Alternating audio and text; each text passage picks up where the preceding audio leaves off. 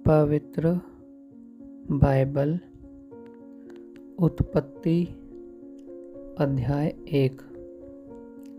आदि में परमेश्वर ने आकाश और पृथ्वी की सृष्टि की। पृथ्वी बेडौल और सुनसान पड़ी थी और गहरे जल के ऊपर अंधियारा था तथा परमेश्वर का आत्मा जल के ऊपर मंडराता था। जब परमेश्वर ने कहा उजियाला हो, तो उजियाला हो गया। और परमेश्वर ने उजियाले को देखा कि अच्छा है।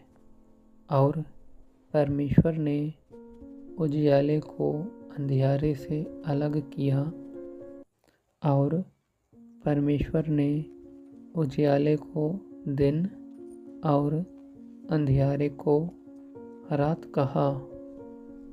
तथा सांझ हुई, फिर भोर हुआ।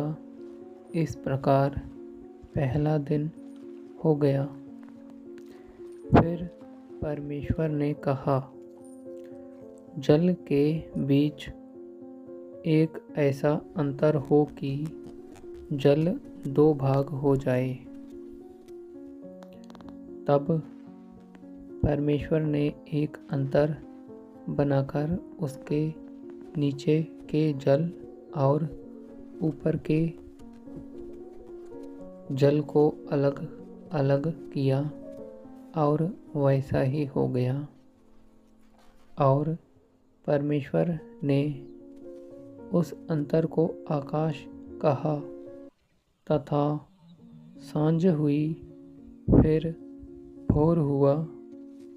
इस प्रकार दूसरा दिन हो गया। फिर परमेश्वर ने कहा, आकाश के नीचे का जल एक स्थान में इकट्ठा हो जाए और सूखी भूमि दिखाई दे। और वैसा ही हो गया।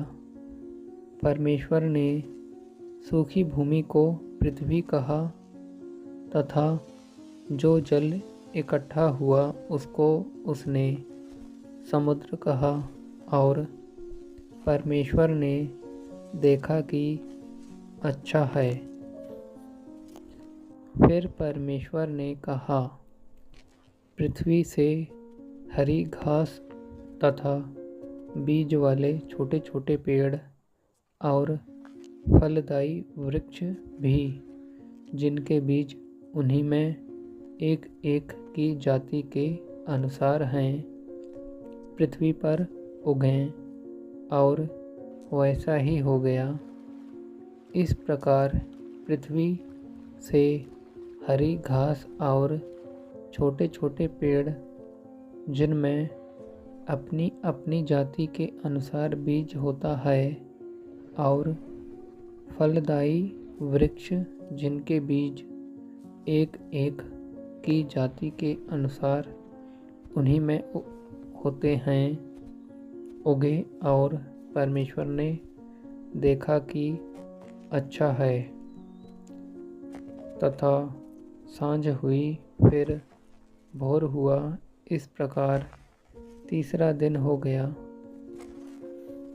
फिर परमेश्वर ने कहा, दिन को रात से अलग करने के लिए आकाश में अंतर में ज्योतियाँ हों, और वे चिन्हों और नियत समयों और दिनों और वर्षों के कारण हों। और वे ज्योतियाँ आकाश के अंतर में पृथ्वी पर प्रकाश देने वाली भी ठहरें। और वैसा ही हो गया। तब परमेश्वर ने 2 बड़ी ज्योतियाँ बनाई। उनमें से बड़ी ज्योति को दिन पर प्रभुता करने के लिए और छोटी ज्योति को रात पर प्रभुता करने के लिए बनाया। और तारागण को भी बनाया। परमेश्वर ने उनको आकाश के अंतर में इसलिए रखा कि वे पृथ्वी पर प्रकाश दें तथा दिन और रात पर प्रभुता करें और उजियाले को अंधियारे से अलग करें।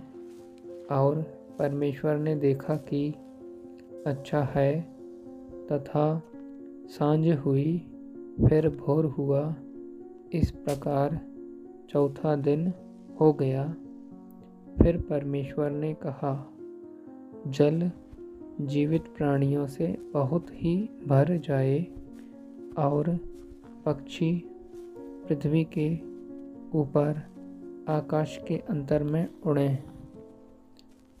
इसलिए परमेश्वर ने जाति जाति के बड़े बड़े जल जंतुओं की और उन सब जीवित प्राणियों की भी सृष्टि की जो चलते फिरते हैं, जिनसे जल बहुत ही भर गया, और एक एक जाति के उड़ने वाले पक्षियों की भी सृष्टि की।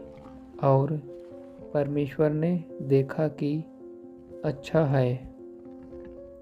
और परमेश्वर ने यह कह के उनको आशीष दी, फूलों फलों और समुद्र के जल में भर जाओ और पक्षी पृथ्वी पर बढ़ें। तथा सांझ हुई फिर भोर हुआ। इस प्रकार पांचवा दिन हो गया। फिर परमेश्वर ने कहा, पृथ्वी से एक एक जाति के जीवित प्राणी अर्थात घरेलू पशु और रेंगने वाले जंतु और पृथ्वी के वन पशु जाति जाति के अनुसार उत्पन्न हों। और वैसा ही हो गया। इस प्रकार परमेश्वर ने पृथ्वी के जाति जाति के वन पशुओं और जाति जाति के घरेलू पशुओं और जाति जाति के भूमि पर सब रेंगने वाले जंतुओं को बनाया। और परमेश्वर ने देखा कि अच्छा है। फिर परमेश्वर ने कहा, हम मनुष्य को अपने स्वरूप के अनुसार अपनी समानता में बनाएं, और वे समुद्र की मछलियों और आकाश के पक्षियों और घरेलू पशुओं और सारी पृथ्वी पर और सब रेंगने वाले जंतुओं पर जो पृथ्वी पर रेंगते हैं अधिकार रखें। तब परमेश्वर ने मनुष्य को अपने स्वरूप के अनुसार उत्पन्न किया। अपने ही स्वरूप के अनुसार परमेश्वर ने उसको उत्पन्न किया, नर और नारी करके उसने मनुष्यों की सृष्टि की। और परमेश्वर ने उनको आशीष दी और उनसे कहा, फूलों फलों और पृथ्वी में भर जाओ और उसको अपने वश में कर लो, और समुद्र की मछलियों तथा आकाश के पक्षियों और पृथ्वी पर रेंगने वाले सब जंतुओं पर अधिकार रखो। फिर परमेश्वर ने उनसे कहा, सुनो, जितने बीज वाले छोटे छोटे पेड़ सारी पृथ्वी के ऊपर हैं और जितने वृक्षों में बीज वाले फल होते हैं, वे सब मैंने तुमको दिए हैं। वे तुम्हारे भोजन के लिए हैं। और जितने पृथ्वी के पशु और आकाश के पक्षी और पृथ्वी पर रेंगने वाले जंतु हैं, जिनमें जीवन का प्राण है, उन सब के खाने के लिए मैंने सब हरे हरे छोटे पेड़ दिए हैं। और वैसा ही हो गया। तब परमेश्वर ने जो कुछ बनाया था सबको देखा तो क्या देखा कि वह बहुत ही अच्छा है तथा सांझ हुई फिर भोर हुआ, इस प्रकार 6वां दिन हो गया। आमीन, हालेलुया।